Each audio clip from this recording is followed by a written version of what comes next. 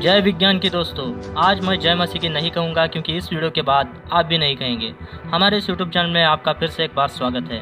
हम लौटे हैं नए अंदाज के साथ। आज हम हर झूठ फरेब से आपका पर्दा हटाएंगे और बताएंगे कि क्या बाइबल सच्ची किताब है। अगर है तो वैज्ञानिकों ने किन 7 संशोधनों द्वारा बाइबल को पूरे सबूत के साथ झूठा साबित किया, हम आज की वीडियो में देखने वाले हैं। आज की वीडियो लंबी चलने वाली है, लेकिन आपको इस जानकारी से पूरी संतुष्टि प्राप्त होगी। आइए बढ़ते हैं इस वीडियो की ओर। दुनिया का 7 अंक से बहुत ही करीबी रिश्ता है। रेनबो में 7 रंग, 7 जन्म, 7 तारों से बना सप्तऋषि, 7 फेरे, योहान के प्रकाशित वाक्य में 7 श्वापद, परमेश्वर के 7 मुहरबंद पुस्तक, अंत के दिन के 7 साल, 7 समंदर, 7 खंड। इसी तरह वैज्ञानिकों ने भी पूरी जान लगाकर 7 दावों से बाइबल को झूठा साबित किया है। आइए देखते हैं कौन से है वो 7 दावे। पहला दावा, ब्रह्मांड उत्पत्ति और उस पर वैज्ञानिकों के संशोधन। पढ़ते हैं उत्पत्ति की पुस्तक अध्याय 1 वचन 3 से। यहाँ पर ब्रह्मांड की उत्पत्ति के बारे में लिखा है। तब परमेश्वर ने कहा उजियाला हो, और उजियाला हो गया। और परमेश्वर ने उजाले को देखा कि अच्छा है। मतलब चांद, तारे, सूरज, आकाश जैसे स्थायी रूप रचना से पहले परमेश्वर ने किरणोत्सारी रोशनी को पैदा किया था। आइए जानते हैं विज्ञान का सिद्धांत क्या कहता है। जॉर्ज लेमेत्रे नामक एक वैज्ञानिक ने दुनिया में सबसे पहले ब्रह्मांड के अस्तित्व के बारे में सिद्धांत लिखे थे, जिसे हम बिग बैंग थ्योरी के नाम से जानते हैं। उनके अनुसार यह ब्रह्मांड एक अतिसंगन कण था, मतलब किरणोत्सारी रूप में प्रोटॉन कण से भी छोटा, जो सहज रूप से दिखाई नहीं देता, पदार्थ के सबसे छोटे कण से भी छोटा, जिसका फिर से विभाजन नहीं किया जा सकता। उसमें एक विस्फोट हुआ और रोशनी पैदा हुई। जो किरणोत्सारी घटक था वो एक ऊर्जा की रूप थी और उससे रोशनी पैदा हुई। यहाँ हम जान सकते हैं कि ब्रह्मांड की रचना से पहले रोशनी पैदा हुई। मतलब ये दावा बाइबल के दावे से मेल खाता नजर आता है। उस वचन को हम आगे पढ़ेंगे। तब परमेश्वर ने कहा उजियाला हो, और उजियाला हो गया। और परमेश्वर ने उजाले को देखा कि अच्छा है। फिर सांझ हुई, फिर भोर हुआ। इस तरह पहला दिन अस्तित्व में आया। अब देखते हैं विज्ञान के सिद्धांत को। रोशनी के बाद अत्यधिक ऊर्जा का उत्सर्जन होने लगा और अंतरिक्ष की वर्तमान मान्यताएं जैसे समय अंतराल जैसे घटक अस्तित्व में आए। विज्ञान का यह दावा भी बाइबल के दावे से मेल खाता है, क्योंकि पहला दिन रोशनी के बाद हुआ था और दिन समय के 24 घंटों से बंधा हुआ है। इस तरह समय की उत्पत्ति हुई। इसके बाद ब्रह्मांड 1.43 सेकंड में 10 के तीसरे हिस्से के बराबर फैल चुका था और धीरे धीरे पृथ्वी की सतह अन्य ग्रहों की तरह ठंडी हो रही थी और स्तर पर मौजूद hydrogen, oxygen, carbon dioxide, nitrogen जैसे वायुओं में रासायनिक अभिक्रियाएं हुई और जल अस्तित्व में आया। और धीरे धीरे पृथ्वी के गुरुत्वीय बल, ज्वालामुखी और भूकंप जैसे घटनाओं के कारण भूमि का पृष्ठ जल से बाहर आने लगा और समुद्र भूमि से अलग हो गया। बाइबल उत्पत्ति की पुस्तक अध्याय 1 वचन 6 से 8 में इसका जिक्र आता है। फिर परमेश्वर ने कहा जल के बीच एक ऐसा अंतर हो कि जल 2 भागों में बट जाए। तब परमेश्वर ने एक अंतर करके ऊपर के और नीचे के जल को हिस्सों में बांट दिया, और वैसा ही हुआ। इस प्रकार दूसरा दिन हुआ और बचे हिस्से को आकाश कहा गया। फिर परमेश्वर ने कहा जल एक स्थान में इकट्ठा हो और सूखी भूमि दिखाई दे, वैसा ही हुआ। ब्रह्मांड के कुछ ग्रहों में अभी आंतरिक ऊर्जाएं मौजूद थी। उनमें से कई में फिर से बदलाव आने लगे और कुछ का तापमान दिन ब दिन बढ़ता गया और कई ग्रहों में फिर से विस्फोट होने लगे। ऐसे ब्रह्मांड और फैलने लगा।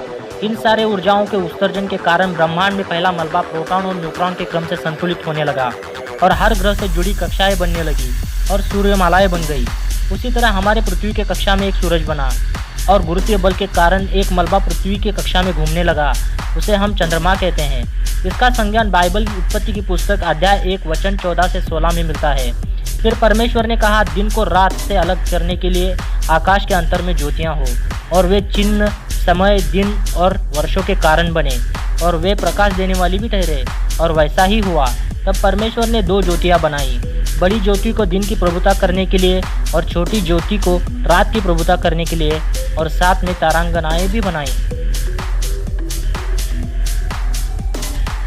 बढ़ते हैं बाइबल के दूसरे दावे की ओर। सदोम और अमोरा नामक शहर पर परमेश्वर ने गंधक की बारिश की थी। सदोम और अमोरा शहर बुराई, व्यभिचार, अनियंत्रित हत्याओं और अनावश्यक मौज मस्ती जैसी विलासिता में डूबे हुए थे। वे परमेश्वर के विरुद्ध चीख पुकार मचाने, उनसे लड़ने के हद तक पहुंच चुके थे, जिससे परमेश्वर का स्वभाव कोपित हो गया था। लेकिन वहां पर एक परमेश्वर का भविष्यवक्ता भी था, लूत। तब परमेश्वर ने लूत और उसके परिवार को स्वर्गदूतों द्वारा शहर से बाहर निकाला और फिर उसके बाद आसमान से जलते हुए गंधक की बारिश हुई। उस भयंकर आग से पूरा शहर ध्वस्त हो गया। सदोम और गमोरा और उनके सारे निवासी जलकर खाक हो गए। इस बात की खोज में जब वैज्ञानिक उसी जगह की मिट्टी खंगालने लगे, तब उन्हें उस जगह की मिट्टी में गंधक के पत्थर मिले जो उच्च ज्वालाग्राही पदार्थ से लैस थे, और उस मिट्टी में भी गंधक की मात्रा मिली। इस दूसरे दावे में भी बाइबल की ये कहानी सच्ची साबित होती दिखाई पड़ती है। बाइबल ये भी दावा करती है कि पृथ्वी पर कभी दैत्य रहा करते थे। परमेश्वर ने उन्हें बड़े बाढ़ के द्वारा डुबो के नष्ट किया था। वो सभी दैत्य 15 से 20 फीट के थे। इस बात की स्पष्टता रखने वाली बाइबल की वचन पढ़ते हैं। उत्पत्ति की पुस्तक अध्याय 6 वचन 1 से 4। फिर जब मनुष्य भूमि के ऊपर बहुत बढ़ने लगे, उनकी बेटियां उत्पन्न हुई, तब परमेश्वर के स्वर्गदूतों ने मनुष्य की पुत्रियों को देखा कि वे सुंदर है, और उन्होंने जिस जिसको चाहा उनसे ब्याह कर लिया। तब यहोवा ने कहा, मेरा आत्मा मनुष्य में सदा के लिए निवास न करेगा, क्योंकि मनुष्य भी शरीर है। उसकी आयुष 120 वर्ष तक होगी। उन दिनों पृथ्वी में दानव रहते थे। और इसके पश्चात जब परमेश्वर के पुत्र मनुष्यों की पुत्री के पास गए, तब उनके द्वारा जो संतानें उत्पन्न हुई, वे पुत्र शूरवीर और विराट थे। उनकी कीर्ति प्राचीन काल से प्रचलित है।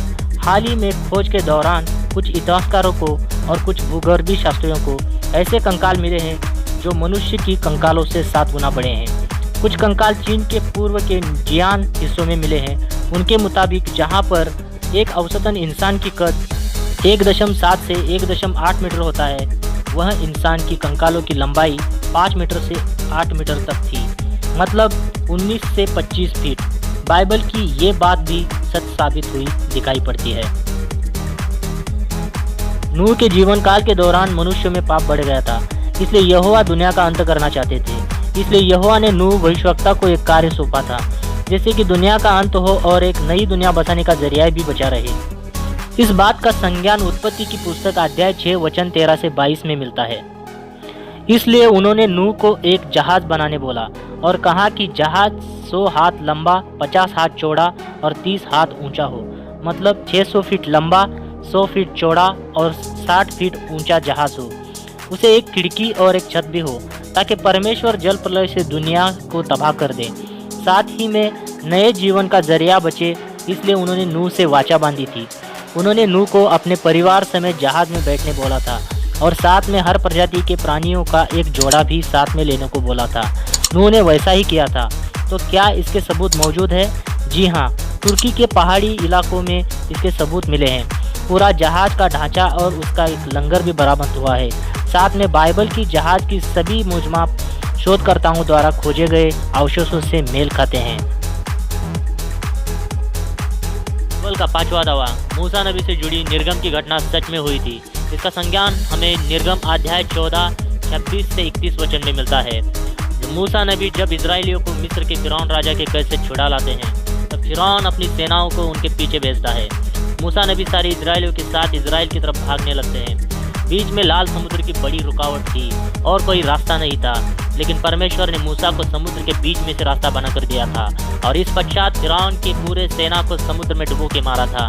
कुछ गोताखोरों को इस बात के सबूत मिले हैं और ऐसी कई सारी बातें भी मिली हैं, जिसके द्वारा स्पष्ट होता है कि निर्गमन जैसी बाइबल की घटना सत्य कथित है, सत्य है। इसके अलावा फिरौन राजा की मम्मी भी बरामद हुई है।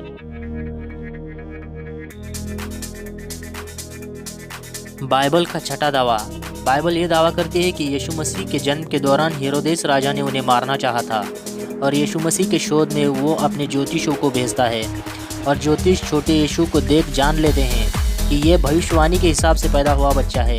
वो हेरोदेस राजा को धोखा देते हैं। हेरोदेस राजा इस धोखे से बौखला जाता है और फतवा जारी करता है कि बेतलहम में पैदा हुए हर 2 वर्ष या उससे छोटे बच्चे को मार डाला जाए और इजराइल के बेतलहम में कत्लेआम मच जाता है। इसका संज्ञान मत्ती अध्याय 2 वचन 16 से मिलता है। इसके पूरे सबूत भी मिले हैं। इससे ये बात साबित होती है कि बाइबल जैसी ये घटना भी सच्ची है और बाइबल पूरी तरह से सच्ची है।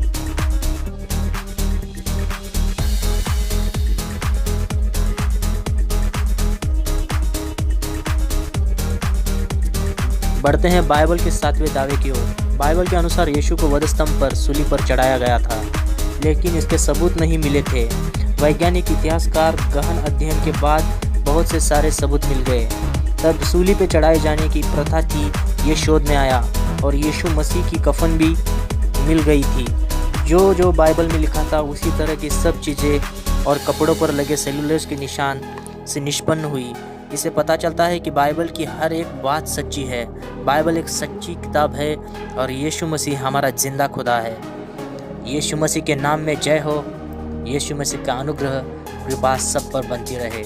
अगर आपको हमारा वीडियो अच्छा लगा हो तो मेरे चैनल को सब्सक्राइब करना ना भूलें, क्योंकि हम एक जिंदा खुदा की अगुवाई करते हैं। आमीन।